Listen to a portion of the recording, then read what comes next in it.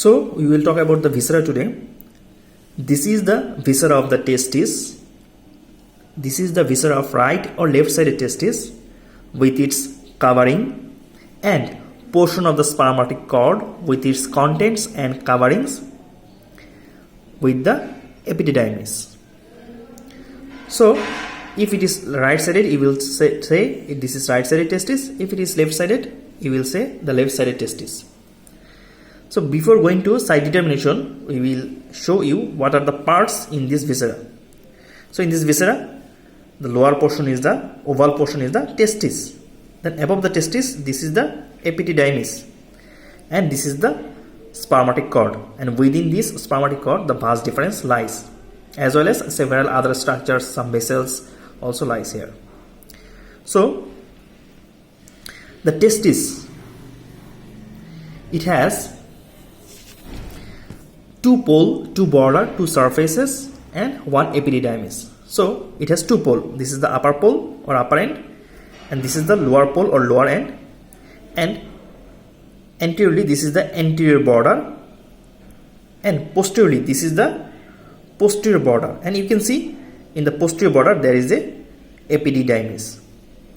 Then come to the medial surface and lateral surface. Which one will be the medial and which one will be the lateral surface? In the last class we told you that the sinus of the epididymis is lies posterolaterally. That means where in that surface there is the sinus of the epididymis, that will be the lateral surface. So which one is the sinus of the epididymis? Let's find first. You can see between the testis and the epididymis there is a space or gap. This is known as sinus of the epididymis. So sinus of the epididymis lies posterolaterally. So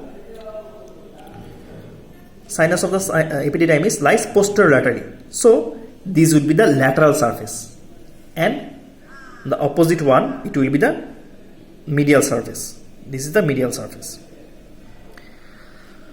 So at first we showed you the parts of the testis. Now come to the what kind of question can be asked from the testis? The question may be asked, what are the coverings of the testis, and microscopic structure and macroscopic structure of the testis. Then the blood supply of the testis, that is the artery supply and venous drainage of the testis. And last of all, the teacher may ask question from the epididymis. So epididymis, it is a comma-shaped body. So the epididymis, it has three parts: body, head, body, and tail. So close to the upper pole, this is the head. Then rest of the portion is the body, and the lower portion is the tail. So head, then body, and this is the tail. And from the tail, the vas deferens arises.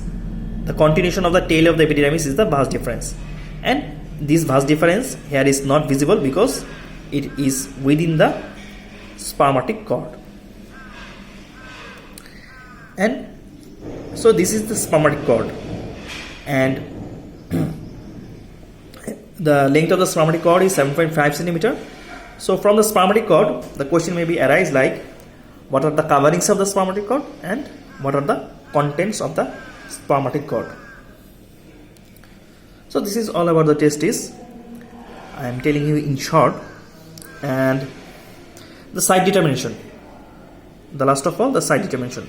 Either it is a right sided testis or left sided testis. So at first you have to find the sinus of the epididymis. So this is the sinus of the epididymis. We told you that sinus of the epididymis lies posterolaterally. So look at that. If I hold like this, so this lies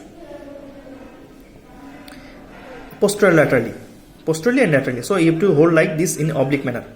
So this is a right testis of the right side, because if I hold like this, the sinus of the epididymis lies in the midline or medially. So it is not left sided, it would be the right sided. If I place it right sided, the sinus will be placed in posterior and lateral direction. So I am telling you once again, This is the viscera of the right-sided testis with its covering, and some portion of the spermatic cord with its covering and contents along with the epididymis. So you have to hold like this so that the testis lies slightly obliquely and the sinus of the epididymis lies posteriorly and laterally.